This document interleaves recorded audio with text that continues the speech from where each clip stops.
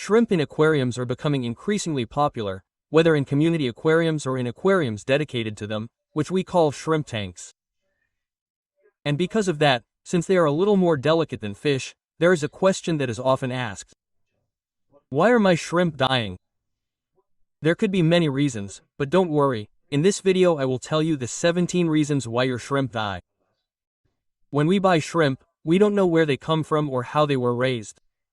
We are even going to start a bit of a debate. Maybe the stores haven't acclimated them well either, or their aquarium water hasn't adapted to the correct parameters. It is also possible that the shrimp were already sick or had a latent parasite and that when we took them home, due to stress and all that, they could have gotten sick. So, you should avoid buying shrimp that are pale, dull, or discolored. Also, check that they don't behave strangely in the aquarium. Even so, these are recommendations and you can't avoid this 100%. Chlorine is a deadly chemical for aquatic animals and shrimp are no exception. If you use tap water to perform water changes, it is very important that you let it sit for at least 24 hours, since that is the period of time it takes to evaporate. If you can add an aerator, much better. Regardless, I recommend that you use a good water conditioner, since these products eliminate chlorine and chloramines, since chloramines are a product that is also used for tap water, but it does not evaporate. This point is also somewhat related to the previous point. In addition to chlorine, tap water can contain heavy metals that are very toxic to shrimp, especially in older homes where the pipes used to be made of copper or lead. So, once again, I insist that it is very important to use a good water conditioner for aquariums. Why? Because there are some that eliminate chlorine, some that eliminate chloramines, and some that eliminate all of the above, plus heavy metals. With a good conditioner, you can avoid all of these problems. As I mentioned before, a sudden change in parameters can be fatal for shrimp. So it is very important that the water you are going to use to fill the aquarium is at the same temperature as the water in the aquarium. And let's not forget that parameters such as pH or hardness are also important and should be at the same values. And lately, especially with shrimp, TDS is also given a lot of importance. So be careful with that. If for any reason you need to change the parameters, you should do so progressively over several weeks and in several water changes. Continuing with the previous point, water changes should be regular and controlled. It is recommended not to change more than 25–30% of the total volume of the aquarium water and the filling should be done little by little. Many aquarists do this process over several hours and in a drop-by-drop manner. In other words, it is practically like performing a small acclimatization with each water change. Basically, avoid filling the aquarium by emptying the tank or container in a few seconds.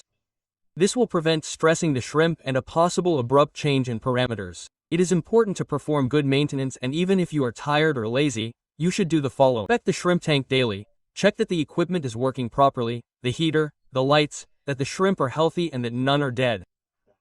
If you detect something wrong, fix it immediately. Perform a water change every week and take the opportunity to trim the plants, remove dead leaves, etc. Don't leave plants floating in the tank while emptying it. Take advantage and use the sand, but there's no need to obsess over it. The aquarium doesn't need to be spotless. And then every X months, remember to clean the filter. Just like with fish, overfeeding has consequences. Leftover food will end up sinking, hiding among decorations, etc., and will end up decomposing. This can generate ammonia spikes that will kill your shrimp. As a recommendation, if there is food left after 2 or 3 hours, you should remove it to avoid problems. The decorations you are using in the aquarium may be modifying the pH. Normally, it is the stones or rocks that cause this pH increase, but don't forget that the gravel or sand you may be using in the tank can also cause a change in parameters. Sudden changes in parameters are deadly for shrimp, as we've said several times in the video. We have a short series on the channel where we analyze the most common substrates and rocks in aquariums. So once you finish this video, I encourage you to take a look at them. Medications prevent and cure many diseases that fish in an aquarium may have.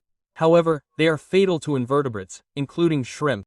That's why it's recommended to carry out treatments in separate tanks and not have to medicate the main aquarium. So if you've medicated, that may be why your shrimp are dying. Many times, the vast majority, we insist on having fish and shrimp in the same aquarium. And that's when problems arise and the typical question, what fish can I put with my shrimp? In general, you can't put fish and shrimp together, because they'll end up being food for the fish. In any case, there are several very small species that are said to be compatible with shrimp, but we'll see that in a future video. So subscribe. Even so, I'm going to tell you about my personal experience. I've had fish and shrimp together, and the problem is the following. The smartest shrimp will hide and live among the plants.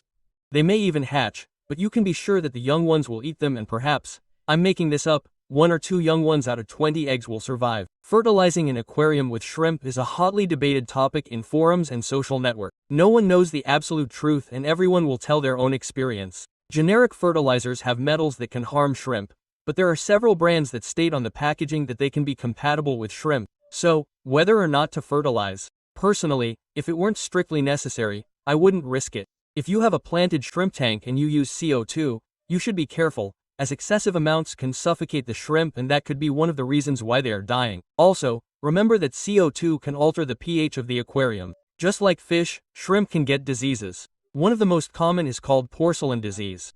So if your shrimp suddenly start dying, try to identify possible symptoms, look for a pattern, and search Google for a possible cure or treatment. At home, many chemical products that are toxic to aquatic life and especially to shrimp are often used without realizing it. I am talking about deodorants, stains, air fresheners, or insecticides. It is very important not to use any of these types of products near the aquarium. You will not be the first or the last to have entire shrimp tanks die for these reasons. Do not underestimate sprays. Even if you have a lid on the aquarium, it is not airtight and can still get into the water. Summer is, without a doubt, the most complicated time of the year. Temperatures rise and problems begin. You have to try to maintain a correct and stable temperature for your shrimp. An air pump will help you oxygenate the aquarium, and with this tutorial you will be able to cool the water in your aquarium by a few degrees. In conclusion, you can see that most of the causes of shrimp death are usually our fault and can be easily avoided.